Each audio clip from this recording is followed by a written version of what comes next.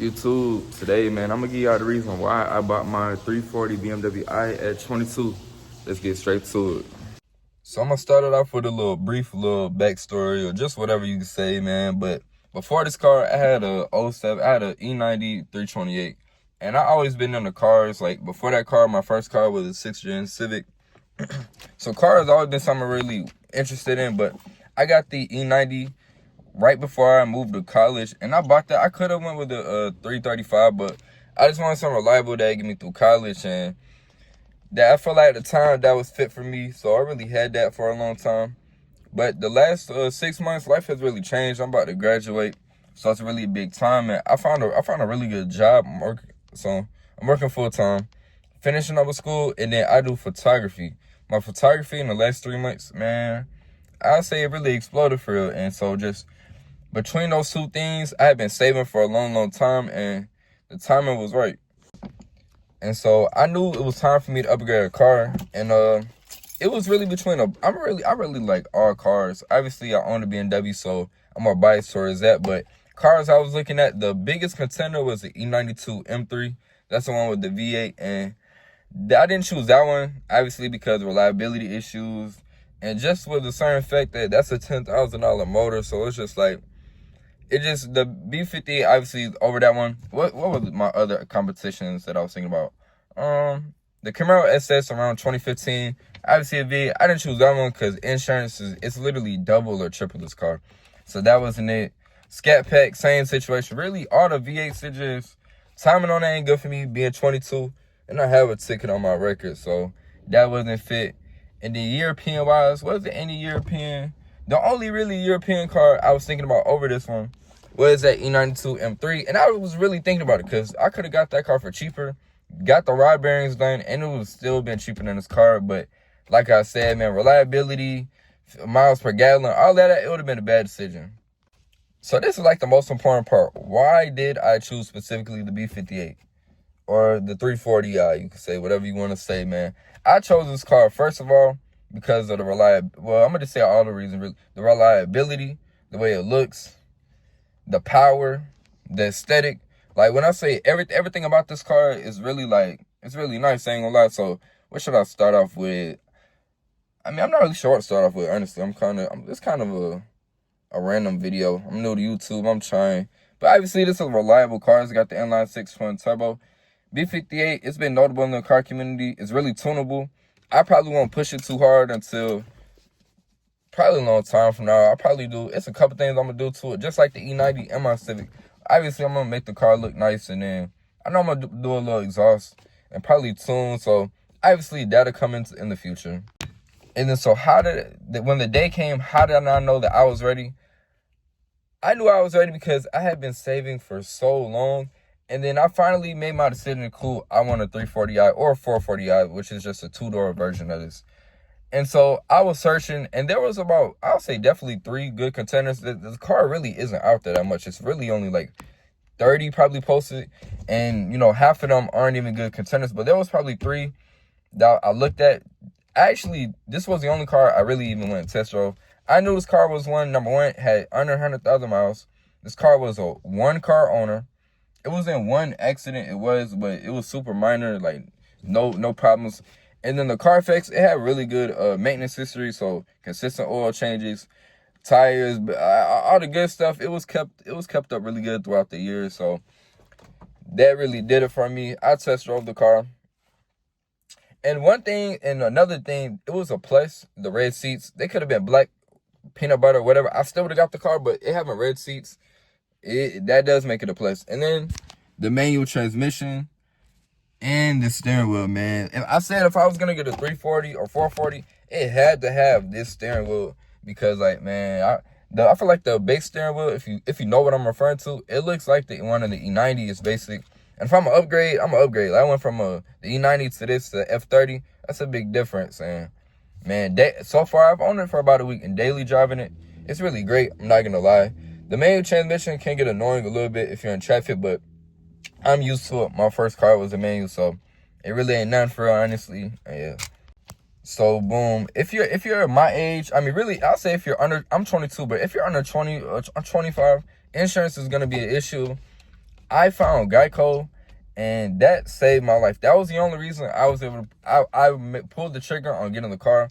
I really been moving financially responsible, because I could have been got this car a long time ago, but I was waiting till the timing was right. And I could have went, and like I think I said in the last video, but if I would have stayed with the same insurer, the price to insure this car, full coverage and liability on the E90 would have been like $450, $500. Now I have Geico. It's $290 to insure full coverage on this and liability on that. That is the crazy thing.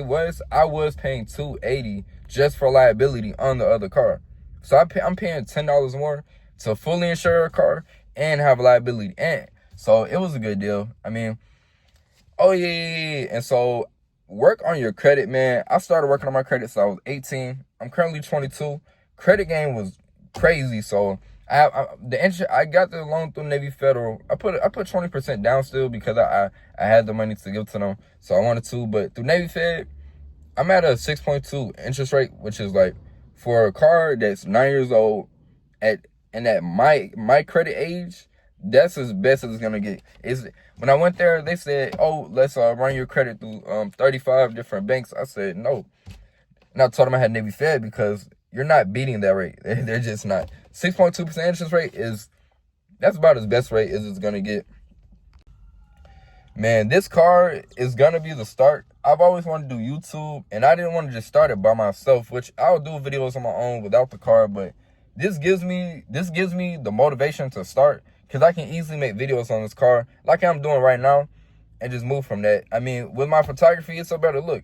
If you're an entrepreneur and you're a service provider, and you know, when you arrive somewhere, people judge you. And so if you show up, you look presentable, you look well put together, people may take you more serious. It is different things of that nature, man. But this car literally is fit for me though. Like, if you know my personality, know how I carry myself, know how I just operate, this car is like, man, I'll tell you, everything was perfect. Everything fell in line for this to happen, man. So I'm gonna just end off this video, man. It don't matter your age, whatever you trying to do, bro, go do it, bro. If you want something, go work for it. When I say work for it, I don't mean you have to get a 9 to 5 or like whatever. Do what that means. By any means, do what you gotta do. So if you got a 9 to 5, bro, go show up early, go work extra hours. If you got a business like me, well, I have a business and a job, but if you got a business, go hard with it. Go crazy with marketing. Research what you're doing. Be the best at what you're doing. And the most important thing that I've personally learned is be confident in what you're doing. Because if you're like me, it ain't too many people. You're not going to have nobody in your circle, or nobody in life. Nobody around you is going to be able to sit there and baby you and be like, oh yeah, keep going. Like, you got to have the willpower to wake up and do it for you. Like, for real. Because at the end of the day, nobody's going to always be on your side. Nobody's going to be always there to help you. Like, so make sure you got it in you to go do it. Because, man, that's really it, man. I'm trying to think. Still new to the YouTube, trying to learn how to talk on cam and keep it going. But, man, the feeling, the gratitude that you get from going hard at something, believing in something, and have it pay off. And I'm referring to my photography, because I've been going at photography 4 years, but the last 3 months, it took off so crazy. I made more bread in the last 3 months than I did the whole 4 years. And it's really just like the snowball effect of, like, you put in work, and it's like, it seems like the snowball, it ain't growing. But after it's going down the hill a long time, it gets bigger and bigger. And, man, once you get the ball rolling, it's going to keep going. And so, yeah, man. Like, I don't care if you've been going at something 5 years. Like, eventually it's going to pay off. As long as you research what you're doing, be the best at what you're doing. And then the second most important thing, that was my issue, you have to be able to market. Because at the end of the day, you could be the best at what you're doing, but if no one sees your work, you don't have any type of outreach, you're not going to have a customer. There's no clients here, so your business can't grow. And then after that, man, once you're the best at what you do, and then you people can see you, man. It's all about getting your demand right, pricing and all that. But it don't even got to get that far, man. Just do what you do. Oh yeah, the last thing I'm really touch on this video is just being genuine at what you're doing. So I'd say specifically for a business, because I can speak on it.